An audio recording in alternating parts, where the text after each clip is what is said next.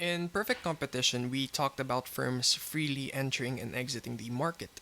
And the firms that exit, we ask the question, why do they exit the market? And so in this video, what we're going to talk about is when will the monopolist not produce or not continue in their operations? And to answer this, we have to look at this graphically because it's much easier to look at it graphically. Okay, so we have this demand curve, and we know that the marginal revenue of the monopolist is equal to the partial derivative of the demand curve with respect to Q. And so when we get that, we'll actually find that the marginal revenue is something like this. So it meets the demand curve here at the vertical axis, but then it separates afterwards and looks something like this. And then we have our marginal cost right here. And so we'll just label this MC. And then we have this line, this curve here. We have this curve that we will call our average variable cost, meaning the average cost per unit that the firm incurs. And so I will ask this to you. Will this monopolist continue in operations or not? Well, to answer this, I'll actually give you a few seconds. Okay, so to answer this, we have to see what quantity the firm would produce first. And we know from the previous discussion that the profit maximizing quantity of the firm requires MR equals MC. And where is MR equal to MC? It's at this point. And so the firm would choose a quantity of, let's say, Q star here. And Q star, we know that the firm would now substitute the value of Q star into the inverse demand. So P of Q is equal to something. And so what the firm would do, what the monopolist would do, is he would substitute Q star into the function. So this would be P of Q star is equal to something, and it would be over here. And so the price would be some P star over here. And so will the firm produce, or will the firm continue to operate given this or not? Well, we know that this graph here just represents the revenue of the firm, P times Q. So this whole thing here is the revenue of the firm. But what is the cost of the firm? Well, the cost of the firm, the cost per unit of the firm, is here, denoted by AVC. And that's why I labeled it in blue, is because it's an important piece to analyze here. And so at this point, Q star, when the firm produces at Q star, the firm actually incurs, let me change to blue again. Oh, actually, let's use green. The firm actually incurs this much cost, and we'll denote this as C for cost. And so at Q star, the firm gets a revenue of P star times Q star, because revenue is equal to P times Q. And so this would be equal to P star Q star in our case. But it would also incur a cost of C Q star. So C here would be equal to the average variable cost. The average variable cost is actually just equal to total cost over Q times Q. So this is the average cost. This guy here is the average cost multiplied by Q would be equal to our total cost, right? So this is actually our total cost. And so the firm actually loses or incurs a cost of C times Q star, which is this green area over here, which we will shade. That's becoming quite noticeably more confusing. So the actual profit that the firm gets is this part here. So the area between P and C. Actually, let's place a point. Let's label this A. So the cost of the firm, let's label this B. Cost of the firm is area 0 C B Q star. That is the rectangle OCBQ star. The revenue of the firm is P star. Actually, to be consistent, let's start from 0. 0 P star A Q star. That's its revenue. And the profit of the firm is the difference between these two, which is this white area right here, and it's C P star A B. That's the profit of the firm. And so in this case, because profit is actually positive, revenue is actually greater than cost, the firm would continue producing.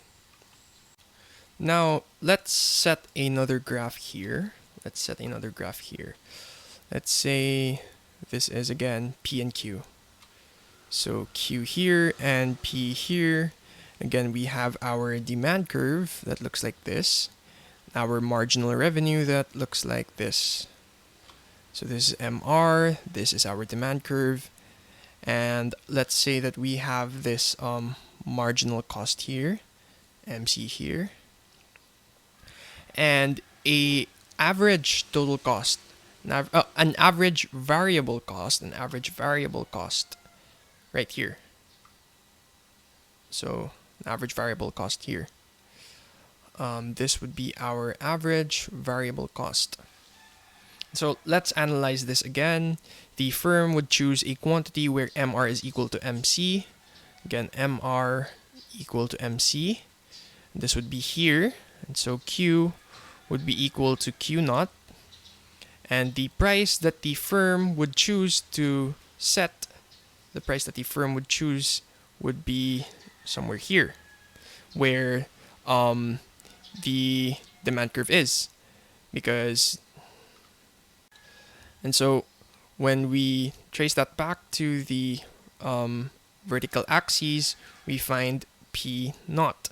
And so the question is, will the firm in this case produce or not? And in this case, the firm, let me answer that, would not produce. And the reason for this is because this here is the revenue, because P times Q is revenue again. And however, the cost of the firm is larger than that. The cost of the firm is here. Let me change the color actually to make it more clear. Let's use blue again. The cost of the firm reaches up to here. Let's label that C. And so the cost in this case is larger than revenue. And so let me set another graph here. Hopefully this would be the last graph. So we have another graph here, P here, and Q here again. So the demand curve, the marginal revenue, I'll just label this MRD, and we have our marginal cost that looks like this, and let me extend that, our marginal cost, which looks like this, our average total cost, which looks like this. Average variable cost, let's make this average variable cost. And then on top of the average variable cost, we also have the fixed cost. Let's say the firm actually rents the place that it needs to produce. And so let's say that the total cost is really large, which makes this large gap here. The total cost, so the average total cost looks something like this. And if we extend our average variable cost, the average total cost, which we will label as AC, would actually approach or converge with the average variable cost, but never touch each other. Well, anyway, so in this case, the average variable cost is really low, but the average cost or the average total cost is really high. And so, again, the firm decides to produce at this quantity here. Let me just draw a dotted line up to this top portion here. And so, the revenue of the firm would choose to produce at this point. So that would be Q star and P star here. Let me shade this area here. Shading this area. So this is the revenue of the firm. And so we know that this revenue is greater than the variable cost, which is here. And so this is the variable cost. So we know that the revenue of the firm is greater than the average variable cost. However, when we look here at the average total cost, revenue is actually less than the average total cost. And so now we ask, so let's say that this is cost total and this is cost variable. And so the question now is, will the firm produce or not?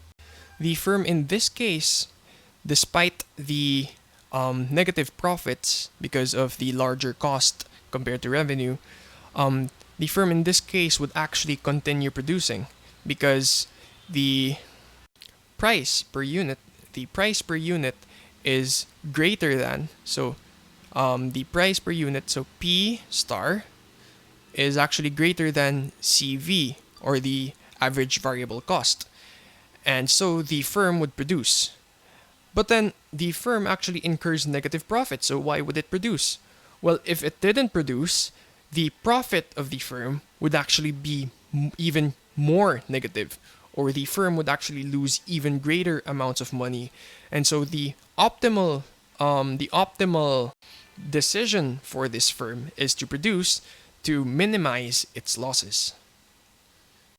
So the important thing to look at here is actually the price, the quantity, and the variable cost. The total cost does not really affect the decision of the firm to operate or not, because that is a fixed cost which it will incur anyway. So as long as the price, or the average revenue, is greater than the average cost, the average variable cost, as long as average revenue is greater than the average variable cost, the firm should produce. Otherwise, Q star would be equal to 0, which means that the firm would not operate, and this would be the optimal decision if average revenue is less than average variable cost.